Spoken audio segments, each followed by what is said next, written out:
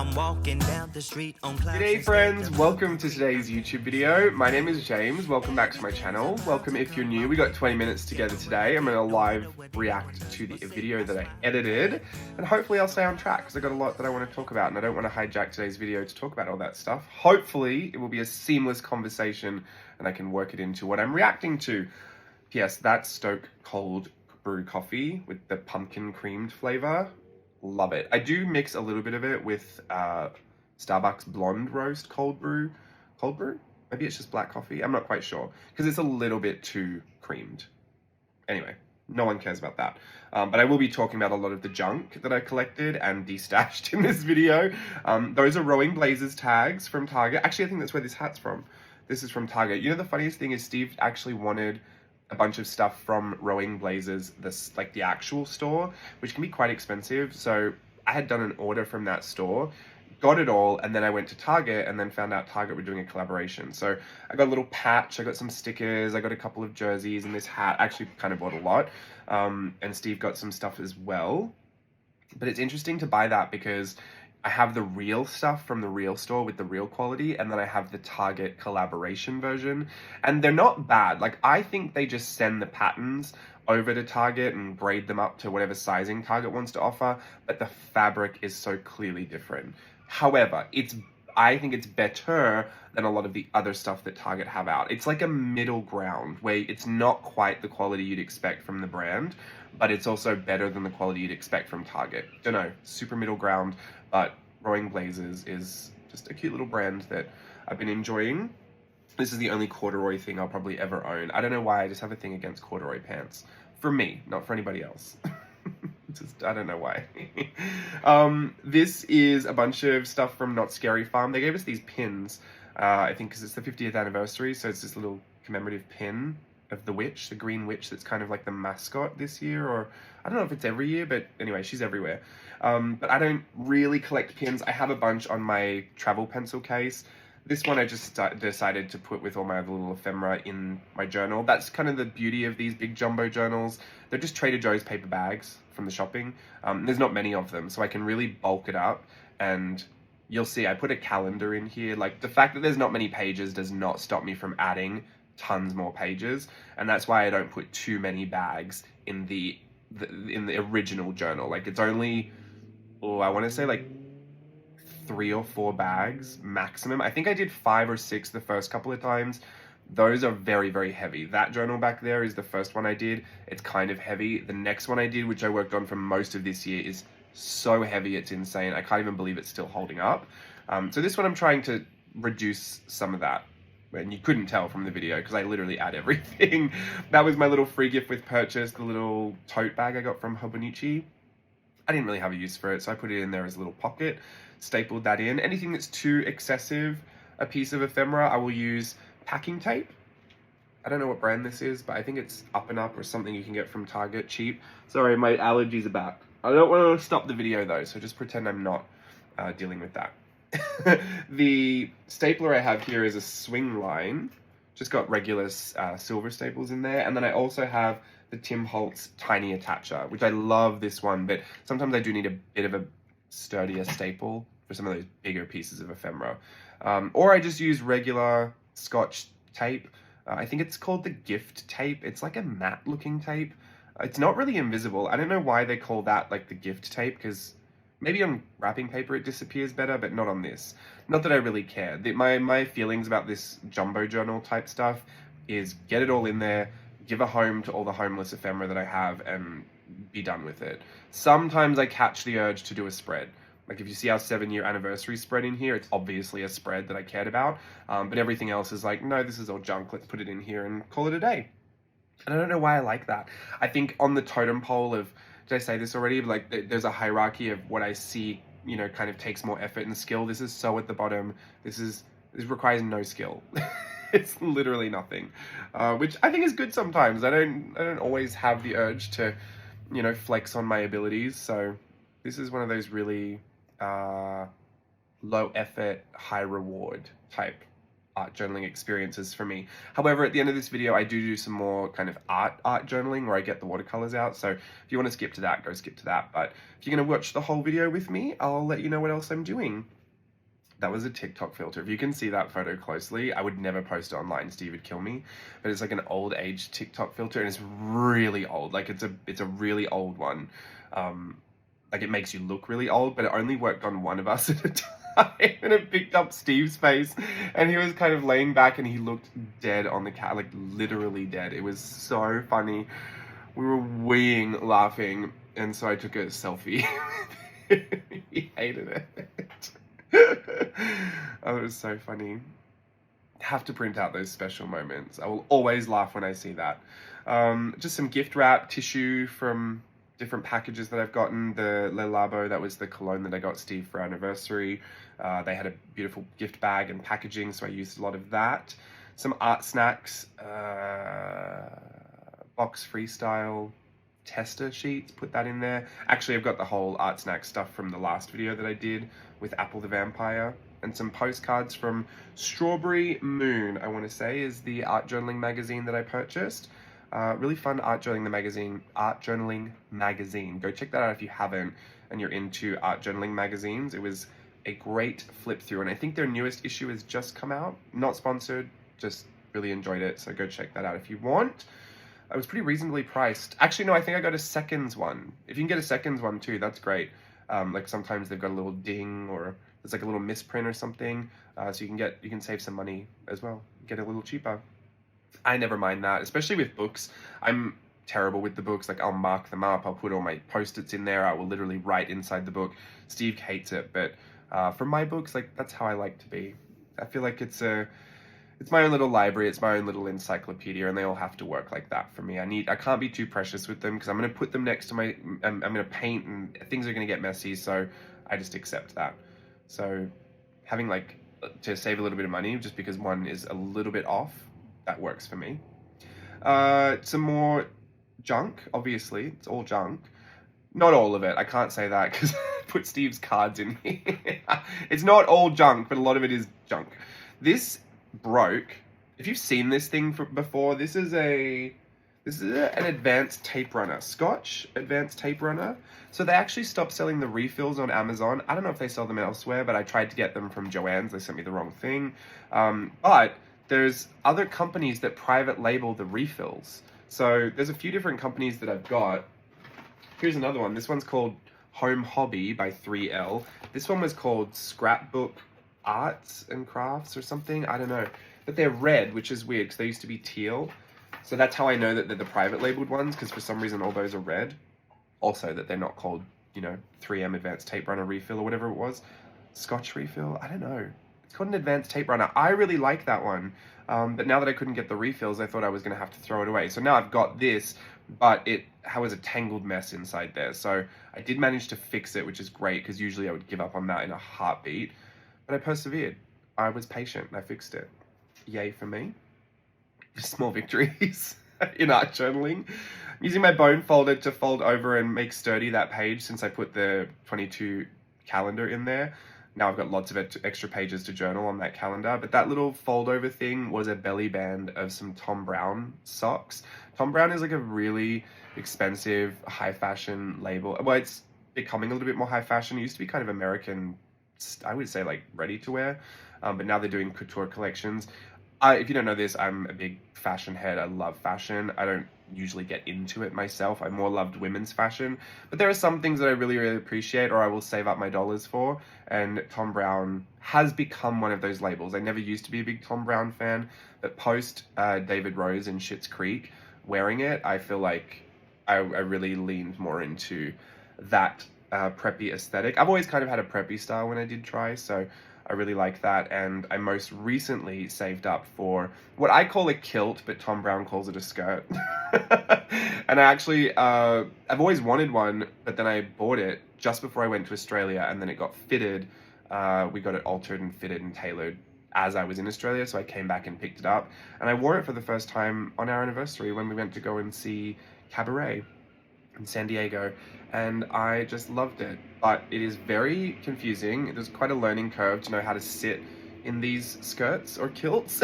And even though I loved it, I was very like, am I doing this right? Like, wait, how do I tuck this in? And it was a lot. So interesting learning curve at this age. I love it. My mum's probably going to hate it when she sees it. I'll probably won't wear it around her. If she's watching, do not talk to me about it. I bought it. What are you going to do?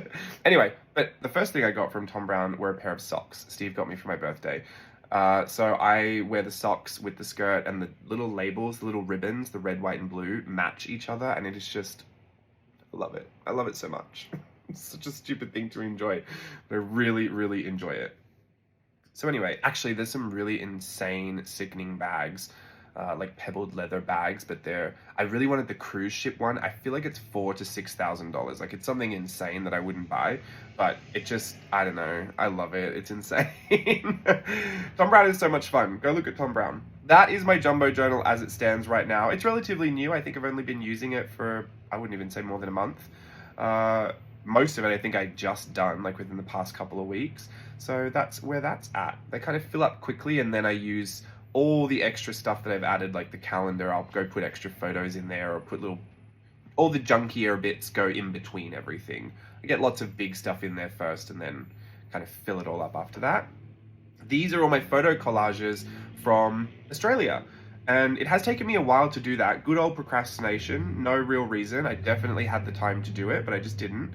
And I put all of them together. It's such a trip to go down memory lane for a holiday that you've just been on. But I'm also working on the vlog as well. So sometimes I get a little confused because I'll have done something in the vlog, but I'll be on a different day for the photo strips. And I'll be like, didn't I do that? Where is that? Or I have a video of something that I don't have a photo of, so then I'm like, I need to screenshot that video to get that photo. It's very bizarre to try and put it all together. Sorry, these allergies just won't quit.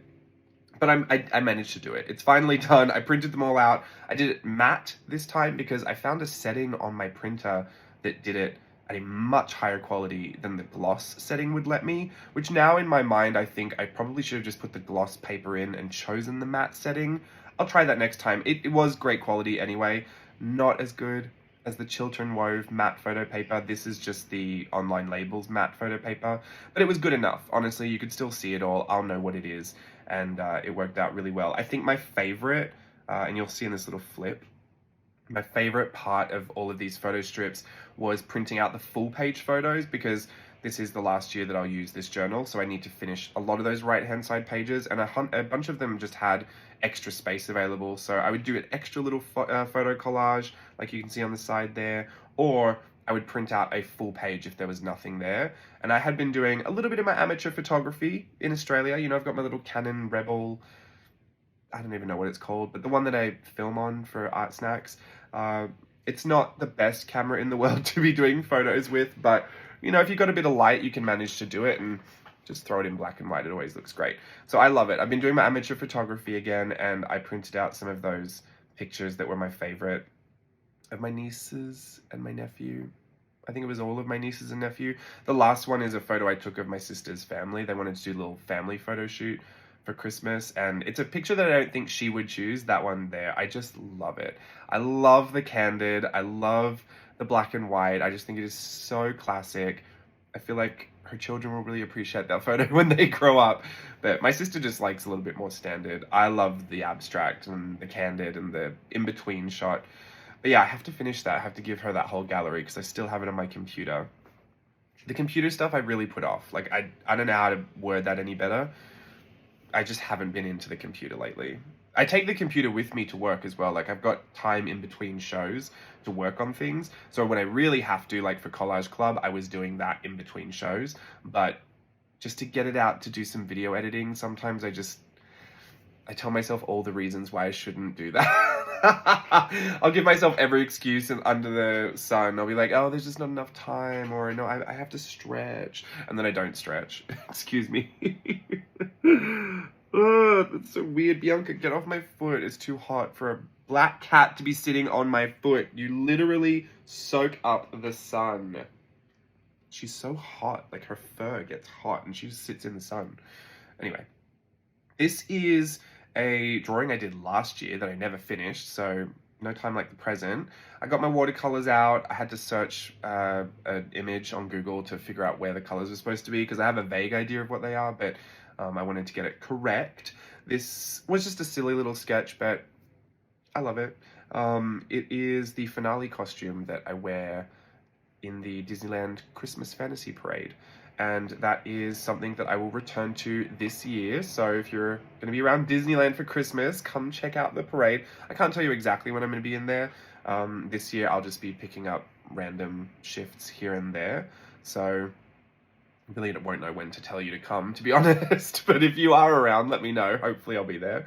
And then I got my stamp set out. This is one of the old blokes stamp sets. And I used this picture to try and... I wanted to do a face chart of my makeup for the Goring 20s because it's just getting more and more insane and I wanted to just document it. We get our face makeup, sorry, one last time, hopefully. That's annoying. I'm actually blowing my nose now. Oh, sorry. We're that close. We get our makeup done. There's a whole section. I wish I could show you, but I don't think I'm allowed to show you the backstage behind the scenes like that. I think you can see it in some videos that influencers do about the event, but I'm not quite sure. But backstage, there's this huge kind of warehouse area where everyone has all these tables and there's airbrush machines everywhere and all the different airbrush colors of paint. And it just looks like an artist's paradise. I want to go in there and I want to play with everything. Like I always want them to let me have a go with the airbrush. I don't even know how to use an airbrush, but it looks like so much fun. You've got all the prosthetics everywhere and everyone, it just smells like airbrush alcohol activated paint. It's insane. Very, very interesting place to be, and I just love to watch it all come together. But each of us get a time where we have to show up for makeup, and they actually do our airbrush makeup there. And then afterwards, the first day I brought in a little black eyeliner pencil because I just felt like we didn't have any eyeliner, and I just wanted to make my eyes a little bit blacker so that they stood out a little bit more. We don't have tons of heavy lighting on the balcony, but when you do get I've seen pictures.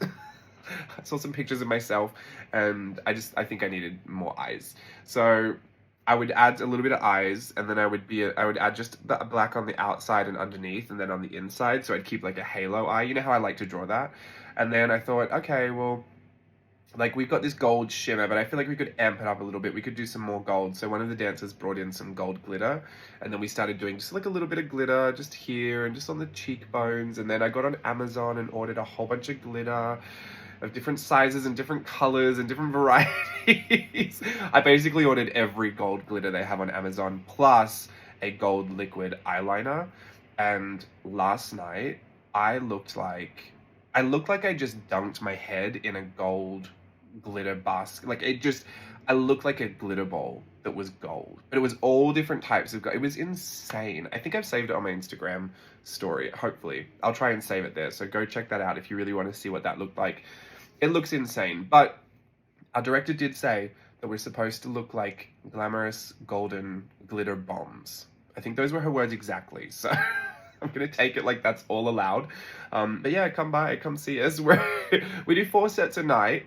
It has been so much fun. I will say, I mean, I don't really know a lot about the, Halloween events that different theme parks do, but Not Scary Farm is apparently like one of the first that was ever around, and it is very impressive. They have so much there, but also the interesting thing about that zone in the Goring 20s is that I think a lot of other times you're trying to run away from the monsters because they're scary, but in the Goring 20s, like, it's a lot more atmospheric and interactive, and people are running away from them less and more running towards them because they want to have the interactions, and there's a whole bunch of different characters. Like, they're all doing things on memory lane that are just all interesting to kind of watch, and they all interact with each other and then interact with guests, and then the band comes out, and that's when we come out and we'll do like a set. We do 4 of those a night, and that's when it just really pops off. Like, the whole area is crazy. People come and dance and run around and just have a blast. So if you are ever coming to Not Scary Farm,